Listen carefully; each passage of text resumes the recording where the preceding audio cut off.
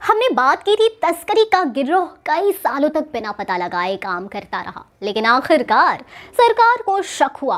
उन्होंने बाजार में सोने की अचानक से जांच शुरू की और अवैध आयात पर नकेल कसना शुरू कर दिया। हालांकि रॉकी और उनकी टीम एक कदम आगे थे। उन्हें जांच के बारे में बताया जा चुका था और उन्होंने पहले से ही अपने कार्यों को दूसरे देशों में शिफ्ट करना शुरू कर दिया। अपने तेज दिमाग और दृढ़ संकल्प के साथ रॉकी अपने कॉम्पिटिटर्स को पछाड़ने और तस्करी के खेल में शीर्ष पर पहुंचने में सक्षम था। बाजार पर उनकी मजबूत पकड़ थी और उनके प्रतिस्पर्धी उनके संसाधनों और कनेक्शन के साथ प्रतिस्पर्धा नहीं कर सकते थे। हालांकि बड़ी शक्ति के साथ बड़ी जिम्मेदारी और खतरे भी आते हैं।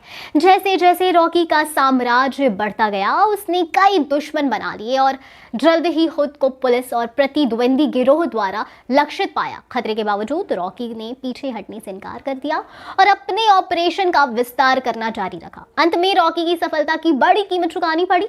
आखिरकार उसे पुलिस ने पकड़ लिया और अपने अपराधों के लिए जेल भेज दिया, लेकिन सलाखों के पीछे भी वो शहर में एक किंवदंती बना रहा, जिसे एक निर्दयी और महत्वाकांक्षी तस्कर के रूप में याद किया जाता है, जो विनम्र शुरुआत से उठकर मुंबई के सबसे शक्तिशाली व्यक्तियों में से एक बन गया था।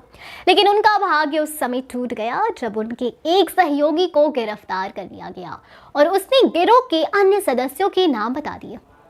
सरकार ने रॉकी और उनकी टीम के लिए बड़े पैमाने पर तलाशी शुरू की, जिन्हें अब भारत के सबसे वांटेड अपराधियों में से एक माना जाता है। अंत में रॉकी की टीम को पकड़ लिया गया और उन पर मुकदमा चलाया गया। उन्हें सोने की तस्करी का दोषी ठहराया गया और लंबी जेल की सजा सुनाई गई। लेकिन रॉकी अभी भी हाथ नहीं आया है।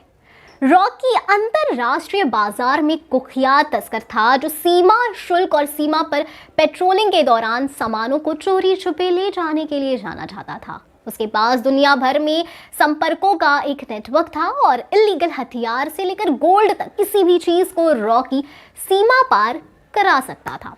रॉकी सालों से इस व्यवसाय में है और उसने बहुत पैसा कमाया है, लेकिन उसे हमेशा सावधान रहना पड़ता है। लेकिन उसे पकड़े जाने का बिल्कुल डर भी नहीं है। पिछले कुछ वर्षों में उनके पास कई करीबी कॉल आए, जिससे उसे एहसास हुआ कि वो पकड़ा जा सकता है, लेकिन ये हमेशा कानून से एक कदम आगे रहने में सफल रहा। हालांकि एक दिन उसे अपने एक संपर्क से एक गुप्त सूचना मिली कि गोल्ड की एक खेप जो पुलिस द्वारा रोकी जाने वाली है। रॉकी जानता था कि इससे उसके करियर का अंत हो सकता है, इसलिए उसने कठोर कदम उठाने का फैसला लिया।